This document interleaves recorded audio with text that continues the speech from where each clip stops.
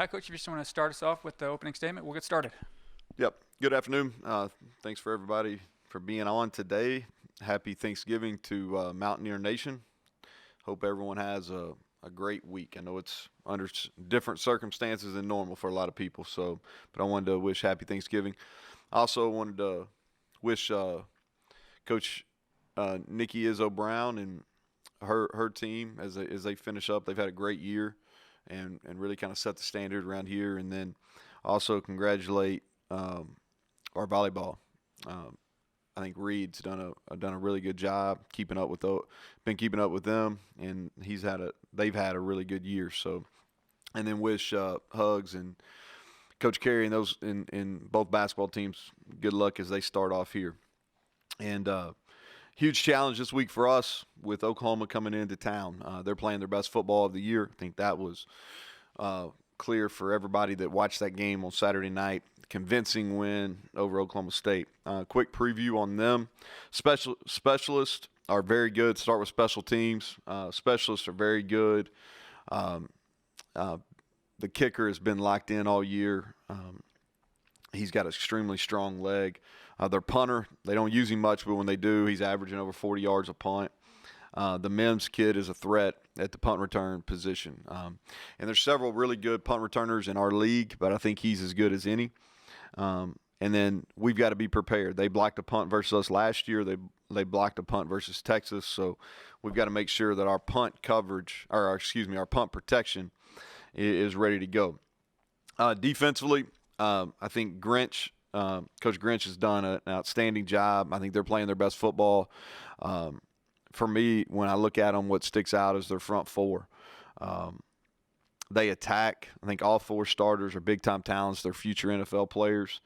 And then they're going to challenge you in the secondary. It's a group that you can see their secondary improving as the year has gone on. They're playing with a lot of confidence.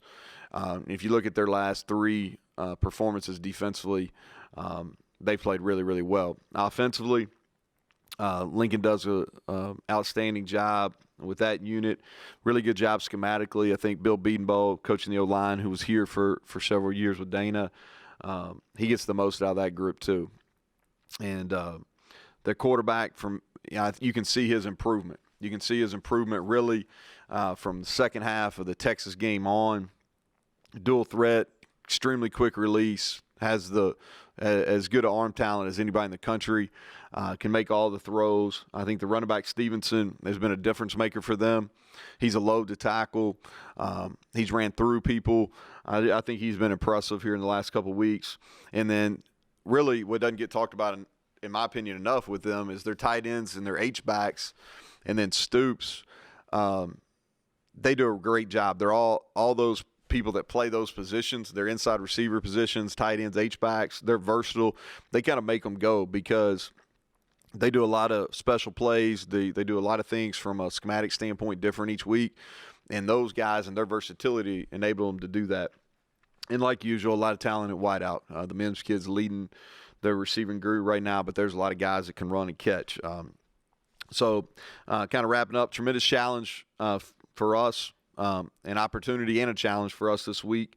Oklahoma's been the standard in our league. You know, they've won several in a row here, and we're looking forward. It's a Saturday night game at Mountaineer Field, be the first one that I've had the privilege to coach in. We haven't played a night game period in 2 years, so I know our guys are excited about that. It's on ABC, and I hope our fans, you know, whatever number we can get in here, I hope they'll show up, and not only show up, but be loud and create an atmosphere. I thought that really stood out to me as I watched the game at Oklahoma on Saturday night. Their fans played a critical role in that. It was loud. I'm not sure how many they had in there, but it was loud.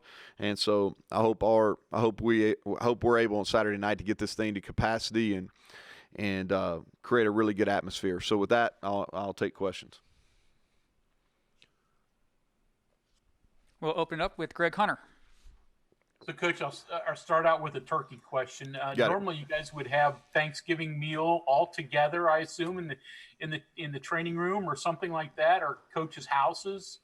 How do you guys do that and try to stay socially distant? So, in a normal situation, we always do Wednesday night at your position coach's house, and kind of whatever the position coach and their family want to do, and then Thursday we'll do a big spread where it's the team, support staff, and then all the families involved. This year will be a little bit different. Obviously, we can't go into people's homes and things like that. So we've got a good plan. They'll eat well. They eat well all the time anyway, but they'll eat well this week. And then on Thursday, we've been doing all our team meals when we eat all together. We've been doing them in the IPF and spreading out. I think we have 8-foot tables and 2 guys at each table, but they face opposite ways. And so we'll do that on Thanksgiving as well, and we'll have a traditional Thanksgiving meal for the guys on Thursday after practice. Go ahead, Cody Nesper. Hey, Neal. So we've talked about Jarrett's ball security recently, but I think Rattler's only turned it over once in the last 4 games. Are in terms of ball security, are him and Jarrett doing anything similar, or is it, I guess, just what have you been seeing? I think it's just it boils down to decision making. Yeah, it does. I think both of them have made really good decisions with the ball in their hands. Jarrett's biggest issue early in the year was not having 2 hands on the ball in the pocket. He's done a better job of that. And then I think decision making. And in a quick, short answer, both of them have made really good decisions probably over the last month of the season. Next is Ryan Pritt. Hey, Neal, obviously a bye week last week, one that you said was pretty important and well needed. Just kind of take us through what the bye week was for you guys, and is there a sense that you're dealing with a squad that's maybe a little more rested, a little more healthier, I guess, as we move forward? Yeah, definitely in more rested and healthier than we were going in that TCU game. We were tired group. Now we played hard and it didn't show on Saturday, but we had to adjust some things as we went through the week. But last week was more about rest and recovery. We got some work done in Oklahoma, but not a ton. We practiced for about an hour on Wednesday, an hour on Thursday, and an hour Saturday morning. So we got in some lifts and some conditioning. But as much as anything to kind of clear your mind mentally and get ready, because we've got not only Oklahoma, but we follow up with Iowa State and finals and all those type of things that coming up. So I think we're in a good mental framework. I think the guys feel better. We've got to have really productive days today and tomorrow, though. Kevin Kinder. Coach, following up on your night game comments, obviously we know what the effect can have with tailgating and everything like that with fans that didn't play this year.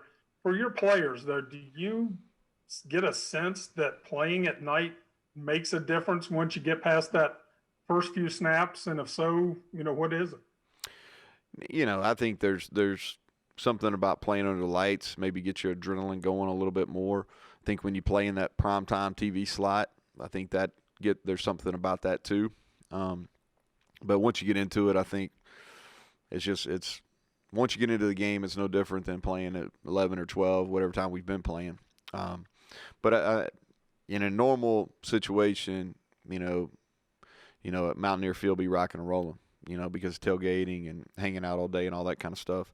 I hope we can do the best we can with what we have. We can get whatever they're allowing us, 15 or whatever. I hope we can get in there and they sound like we got 60,000 in there. Greg Hunter. You've talked about Tyke a good bit over the year, but again, go over some of that. What is it that makes him special, unique? Yeah, he's played a lot of really good football here. I don't know how many starts in a row he's had, but he was freshman All-American last year. He's on his way to get some postseason honors this year as well. I would hope and assume. He's got a great feel for the game. Now, he's got a knack. He can play man coverage. He blitzes. He's physical. He's a really good tackler. He's really the leader in that secondary as far as communicating coverages and adjustments and those type of things. And he's been a good special teams player as well. He's been done a nice job on our kickoff team. We've used him on and off on our punt team. He's just like I said, he's a really good football player. He does a lot of things well. Next is John Antonik. Hey, Coach, you mentioned yesterday about Oklahoma's ability to get on top of people quickly. That first quarter number is ridiculous. What did Iowa State and Kansas State do to maybe slow that down a little bit that you saw on tape, or what can you do to try to slow them down a little bit? Well, neither one of those teams did anything because they were down after the first quarter as well. I think Kansas State got down 3 touchdowns maybe. Not in the first quarter, but in the first half, they were down 3 touchdowns, and then Iowa State was down at least 1 score. And so I think there's a fine line. You know, you're very aware that they get off to a fast start. And so, you know, you do your best to prepare for that as a coach. But also I think you don't make a huge deal out of it to your players, you know, because even if they're ahead after the first quarter, you're still going to be in it and you're with a chance to continue to compete. And we're preparing for a 4-quarter game. Now we're going to try to do our best to get off to a fast start as well. Cody Nesper. So you mentioned Mims briefly, but just what has he done as a true freshman to be as successful as he has? Makes contested catches. I think he's the best contested catcher in our league right now. Yeah, and here's the deal. We shouldn't be surprised. I think I read where he's the all-time leading receiver in the state of Texas. You know, they play pretty good football there, and if you're leading any category, that means you're pretty sporty. And but he does. The thing that sticks out to me, and I've seen him a lot on a just crossover film as we've gone through the year, he makes contested catches. Coach, question submitted to us from Bob Herzl today.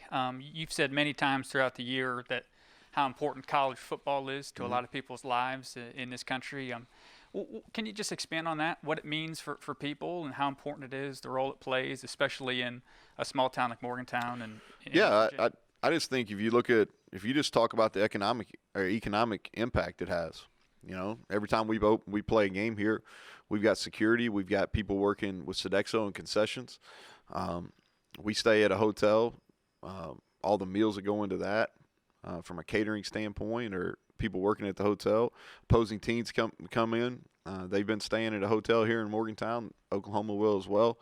The workers that are able to provide meals and lodging and all that kind of stuff. The fans, regardless. I mean, you know, if it's 12, 15,000, whatever we've been allowing, that's still a pretty good number coming in town.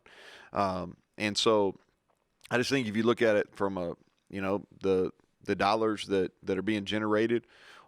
With the television revenue for the athletic department and the university, the recognition for the university, being on national TV, which we played every single game on national network. So I think if you look at it from the sheer economic standpoint, it's critical. It's critical for not only Morgantown but our state.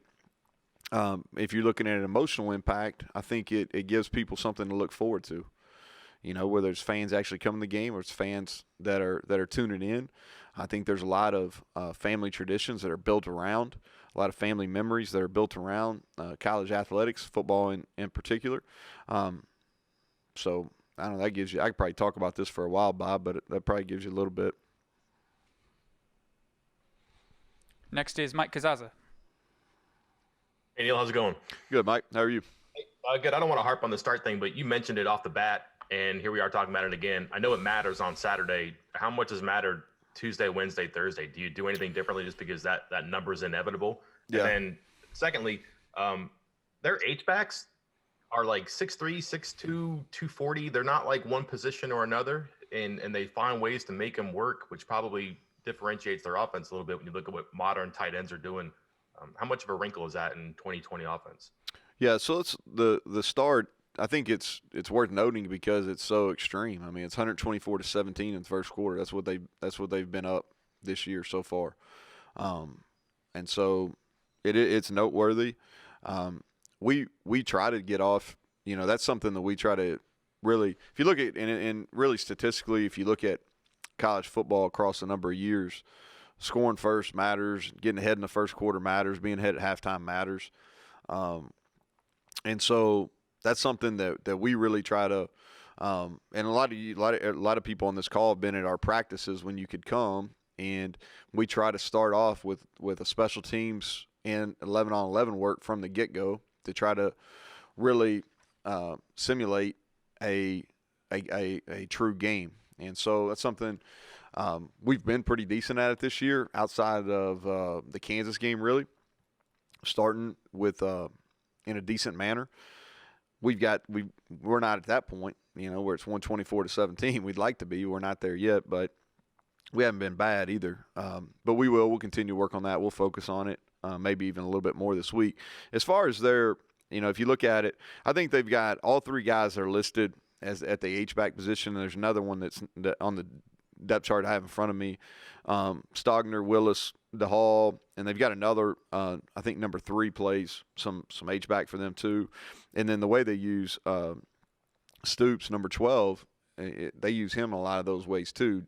He's not that size, but from the way he blocks on the perimeter and how they use him in the motion game and things like that, it really doesn't get talked about enough but I really think those are some key components of their offense. A lot of people talk about their quarterbacks, notably so. A lot of people talk about their receivers, deservingly so. Stevenson kids come on, they talk about him, deservingly so. Bill's group up front, those guys have, you look at the NFL picks they've had, deservingly so. But they've also, especially over really since Lincoln's been there, those slot receivers and those tight ends, those H-backs have been really key components to what they've done, and their versatility has allowed them to do a lot of different things. We'll go to Keenan Cummings. Neal, where have you seen Spencer Rattler improve over the course of the year? And secondly, Letty obviously was a little banged up, had a good game, but how was he coming out of the bye? I think Letty feels good. He'll practice at full strength this week. The bye week came at a really good time for him. He played well against TCU. He just didn't have the extra gear. I felt like a couple of those runs he broke out. He had a chance. He had a chance to go score touchdowns on them if he was fully healthy. But I do think he feels better, and it came at a good time. What was the first part? What was the first part of that question, Keena? Rattler. Here's what and I haven't studied him other than this week, and I paid more attention to the last 4 or 5 contests than the entire picture. What it seems like to me is someone who's more comfortable, and he's playing more within the system. He still is able to create and extend plays, but he doesn't look like he's forcing the ball into some bad situations. And part of that's just growing and learning. And he's still a freshman. He's a redshirt freshman, and but he has played really, really well over the last month. Chris Anderson. Coach, over the last few years, Oklahoma, I think, has lost 12 games, and in all 12 of those, they turned the ball over. I think 9 of them they lost turnover margin. That's pretty common, I think, most everywhere. But do you adjust your defense either in practice this week or this weekend, knowing that, hey, they got a good offense, but maybe we force more turnovers this time around, like gamble a little more maybe? Well, excuse me, Chris. That's something we're always trying to work on. We do a takeaway period every single day defensively when we practice. We've done a really good job of intercepting the ball this year. Fumble wise, just probably been average as far as forcing fumbles. But that's a point of emphasis for us each week. I think equally important is us holding on to the football. We got to be able to, we can't put the ball on the ground and have a chance to compete. Go ahead, Keenan. Quick recruiting one here, Neal. With the way things are going, obviously, and a lot of uncertainty, are you expecting more mid-year guys this year than normal, or about the same? We will have probably more mid-year guys than we've had the last 2 years. I don't know traditionally. I don't want to speak traditionally here, but we'll have double-digit mid-year guys this time. Okay, Coach. Thank you very much. Okay. Thank you all. Have a good Thanksgiving week.